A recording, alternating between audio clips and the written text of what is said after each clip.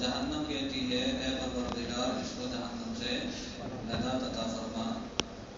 معلوم ہوا کہ انسان کو جنت کے سلسلے میں دعا کرنی چاہیے اور جہنم سے پناہ مانگنی چاہیے تاکہ خود جنت بھی اللہ تعالیٰ سے اس کے لیے کیا کر سکے، سفارش کر سکے، اور جہنم بھی اس کے لیے اللہ تعالیٰ سے سفارش کر سکے۔ تو جنت کا بھی سوال کیا جائے اللہ رب العالمین سے اور جہنم سے بھی پناہ مانگی جائے تاکہ یہ دونوں خود بندے کے لیے اللہ تعالیٰ سے سفارش کرنے والے بن جائیں۔ جنت اپنے لیے اور جہنم اپنے سے بچاؤ کے لیے بندے کے لیے اللہ تعالیٰ سے دعا کریں گی، تو دونوں کے لیے دعا کرنی چاہیے، یعنی جنت کے حصول کے لیے اور جہنم سے بچاؤ کے لیے بندے کو برابر دعا کرتے رہنا چاہیے۔ جی وبه قال حدثنا ابو بكر بن ابي شيبه واحمد بن سنان قال حدثنا ابو معاويه عن الاعمشي عن ابي صالح عن ابي هريره رضي الله عنه قال قال رسول الله صلى الله عليه وسلم ما منكم من احد الا له منزلان، منزل في الجنه ومنزل في النار، فاذا مات فدخل النار واستعمل في الجنه منزله، فذلك قوله تعالى اولئك هم الوارثون۔ اور یہاں پر بھی امام ابن ماجہ رحمہ اللہ نے اپنی سند سے اس روایت کو بیان کیا ہے۔ فرماتے ہیں قال رسول اللہ صلی اللہ علیہ وسلم ما منکم من احد الا له منزلان، انسان چاہے صاحب ایمان ہے چاہے غیر صاحب ایمان ہے، دونوں طرح کے انسانوں کے لیے دونوں جگہ ٹھکانے ہوتے ہیں، جنت میں بھی اور جہنم میں بھی۔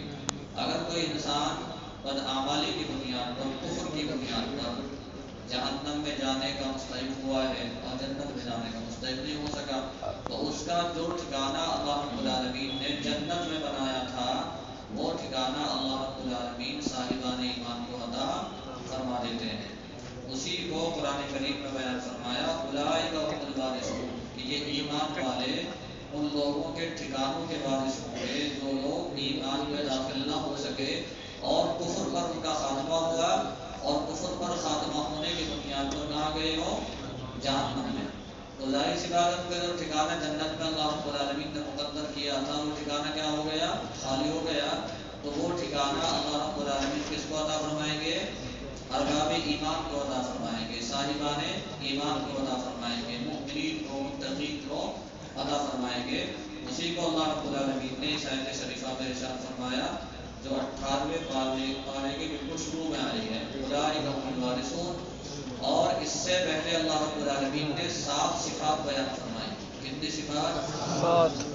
معلوم ہے کہ یہ وراثت ویسے نہیں ملتی، بلکہ یہ وراثت اس وقت ملتی ہے جب انسان کے اندر 7 کمال پیدا ہو جائیں، 7 صفات پیدا ہو جائیں اور وہ 7 صفات سن لی جائیں۔ اللہ رب العالمین نے ارشاد فرمایا قد افلح المؤمنون الذین هم فی صلاتهم خاشعون۔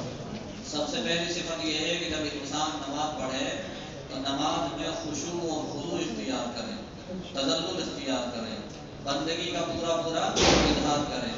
ایسا نہ ہو کہ انسان نماز پڑھ رہا ہے اس کی نماز میں خشوع نہیں پایا جا رہا، جیسا کہ ہم لوگوں کی نماز چل رہی ہے۔ خاص طور سے تراویح کی جو نماز ہے اتر پردیش میں وہ گردن مار نماز ہو رہی ہے، حالانکہ رمضان کا مہینہ ہے، رات کا وقت ہے، قرآن کریم پڑھا جا رہا ہے، کلام الہی پڑھا جا رہا ہے، تو وہاں تو بندے کے اندر تذلل، تخشع، تضرع یہ سب کی سب صفات پیدا ہو جانی چاہیے۔ لیکن تراویح کی نماز کو ایسا کھلواڑ بنا دیا، آئے اور گئے، آئے اور بھاگے، جیسے کوئی یہاں سزا دی جا رہی ہے۔ نماز کسی سزا کا نام نہیں ہے، بلکہ نماز جو ہے مقصد زندگی کو پورا کرنے کا نام ہے۔ وما خلقت الجن والانس الا لیعبدون۔ جب انسان ہاتھ باندھ کر اللہ تعالیٰ کے سامنے کھڑا ہوتا ہے تو اس کا مطلب یہ ہوتا ہے کہ وہ اپنے مقصد زندگی کو اس وقت پورا کرنے کے لیے کھڑا ہوا ہے۔ لہذا جب نماز پڑھنے کے لیے کھڑا ہو تو انسان کے اندر بشاشت پیدا ہو کہ میں اپنے مقصد زندگی کو پورا کر رہا ہوں۔ تو سب سے پہلی صفت کیا ہے، نماز کے اندر خشوع پیدا کرنا۔ قد افلح المؤمنون الذین هم فی صلاتهم خاشعون۔ نمبر 2 والذین هم عن اللغو معرضون۔ جتنے بھی لغو اور بیہودہ کام ہیں انسان ان تمام کاموں سے اعراض کرے، بچے، دور رہے۔ تو یہ دوسری صفت اور دوسرا کمال ہے، تب جا کر کے وراثت ملتی ہے۔ اس سلسلے میں وہ حدیث کی یاد رکھنے کی ہے جس کو بار بار سنایا۔ حضور نے فرمایا من حسن اسلام المرء ترکہ ما لا یعنی۔ کیا فرمایا؟ اور میں نے بتلایا تھا کہ یہ حدیث ان چند احادیث میں سے ہیں جن احادیث کو محدثین نے تمام سے کون سی حدیث ہے؟ من حسن اسلام المرء ترکہ ما لا یعنی. تو یہ پوری آیت بھی ذہن میں رکھنا. یہ جو چند آیتیں ہیں جس میں 7 باتیں بیان کی گئی ہیں اور یہ روایت بھی ذہن میں رکھنا. من حسن اسلام المرء ترکہ ما لا یعنی والذین هم عن اللغو معرضون والذین هم للزکاة فاعلون. یہ تیسری صفت اور تیسرا کمال ہے. انسان اگر صاحب نصاب ہے تب تو زکوٰۃ ادائے کرنا اس کے اوپر فرض ہے. اگر صاحب نصاب نہیں ہے تو انسان خیرات کرنے والا بنے. تم لوگوں نے قرآن کریم میں پڑھا, میں نے بار بار تنبیہ کی ہے کہ اللہ تعالیٰ کھانا کھلانے والے کو بہت پسند کرتے ہیں اور جو راہ خدا میں خرچ کرنے والا ہے اللہ تعالیٰ اس بندے کو بھی بہت پسند کرتے ہیں. چنانچہ اللہ تعالیٰ نے قرآن کریم میں اپنے نیک بندوں کے تذکر میں اور ان کے تذکرے میں دونوں باتیں بیان فرمائی ہیں, کھانا کھلانے کی بھی اور ان کے راہ خدا میں خرچ کرنے کی بات میں ارشاد فرمائی. کتنی باتیں ہوئی؟ 3 باتیں. والذین هم للزکاة فاعلون والذین هم لفروجهم حافظون. یہ چوتھی بات ہے. کتنی بات ہے؟ حدیث شریف میں تم لوگوں نے پڑھا کہ 2 چیزیں ایسی ہیں کہ انسان ان کی وجہ سے جہنم میں چلا جاتا ہے. نمبر 1 فم اور نمبر 2 دونوں کی حفاظت کرنا بہت ضروری ہے. انسان یہ سمجھتا ہے کہ شرمگاہ سے جو گناہ ہوتے ہیں وہ تو گناہ ہیں, لیکن زبان اور منہ سے جو گناہ ہوتے ہیں وہ گناہ کوئی گناہ نہیں ہے. تو شرمگاہ کے جو گناہ ہیں ان کو تو کرتے ہوئے انسان بچتا بھی ہے, ڈرتا بھی ہے اور بہت چھپ چھپا کے کرتا ہے. لیکن جو منہ کے گناہ ہیں انسان کو کھلے عام کرتا ہے اور یہ سمجھتا ہے کہ یہ کوئی گناہ نہیں ہے. حالانکہ فم اور فرض یہ 2 مقام ایسے ہیں کہ انسان اگر ان کی حفاظت نہیں کرے گا تو کہاں جاتا ہے؟ جہنم میں جاتا ہے. تو یہ بات بھی یاد رکھنے کی, فم اور فرض کی حفاظت کرنا ہے.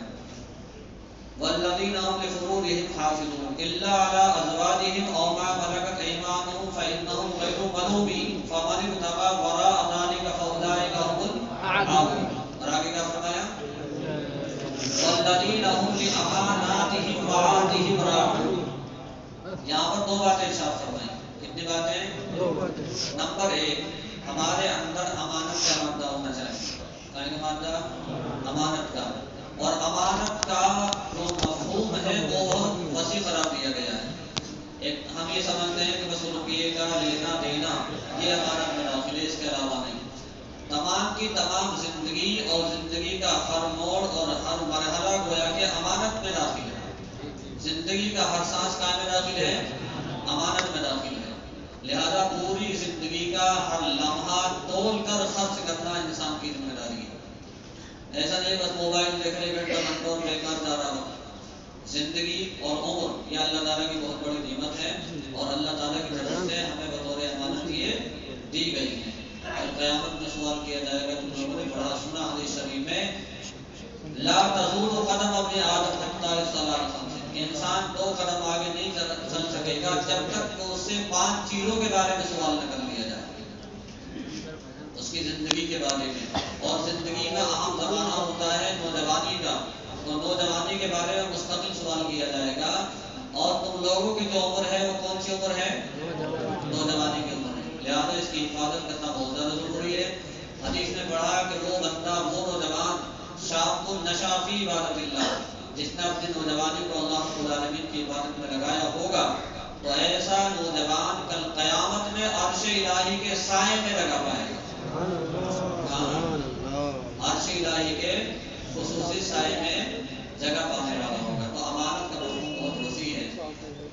اس کے علاوہ دوسری بات ہے وعہدہم, جو ہم نے کسی سے وعدہ کر لیا ہے یا کسی فریق کے ساتھ ہمارا معاہدہ ہو گیا ہے کسی سلسلے میں, تو وعدے کی بھی رعایت کرنا ہے, معاہدے کی بھی رعایت کرنا ہے.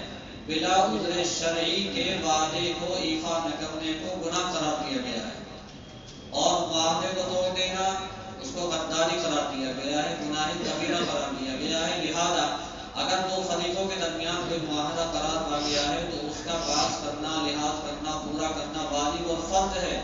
اور وعدے کو بلا عذر شرعی ترک کرنا, چھوڑ دینا, پورا نہ کرنا, اس کو بھی گناہ قرار دیا گیا ہے. بات سمجھ میں آئی؟ اور آخر میں فرمایا والذین هم علی صلواتہم یحافظون. یہاں آ کر کے 7 کا عدد پورا ہوتا ہے. کتنا؟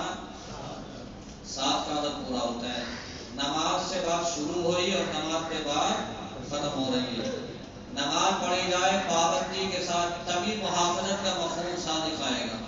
اور جب نماز پڑھنے کے لیے آدمی مسجد میں جائے تو وہاں تک جانے کے بعد اس کی ہر حرکت سے، قیام سے، قعود سے، سجود سے، نشست سے تخشع اور تضرع کی کیفیت ظاہر ہونی چاہیے۔ پتہ چلے کہ بندہ اپنے معبود کے سامنے کھڑا ہے، کے سامنے عابد اپنے معبود کے سامنے کھڑا ہے، غلام اپنے آقا کے سامنے کھڑا ہے۔ اس طرح سے بندہ اللہ رب العالمین کے سامنے نیت باندھ کر کے کھڑا ہو، جس کے کھڑے ہونے ہی سے دوسرے انسان سمجھ لے کہ یہ انسان بڑا متضرع ہے اور بہت خشوع کے ساتھ یہ نماز ادا کر رہا ہے۔ جب یہ 7 صفات بندے کے اندر پیدا ہوئی تو اللہ تعالیٰ نے فرمایا اولئک هم الوارثون الذین یرثون الفردوس هم فیہا خالدون۔ ایسے لوگوں کا ٹھکانہ چھوٹی موٹی جنت میں نہیں ہوگا، بلکہ جو جنت کا بہترین طبقہ ہے جس کو جنت الفردوس کہا جاتا ہے، اس طبقے میں ایسے بندوں کو داخل کیا جائے گا، اور داخل کرنے کے بعد نکالا نہیں جائے گا، بلکہ قرآن نے کہہ دیا ہے ہم فیہا خالدون، ہمیشہ ہمیشہ جنت الفردوس میں ان کا ٹھکانہ بنا دیا جائے گا۔ یہ چند باتیں اس موقع پر اس روایت کے تعلق سے محدثین نے بیان کی ہیں، یہ یاد رکھیں۔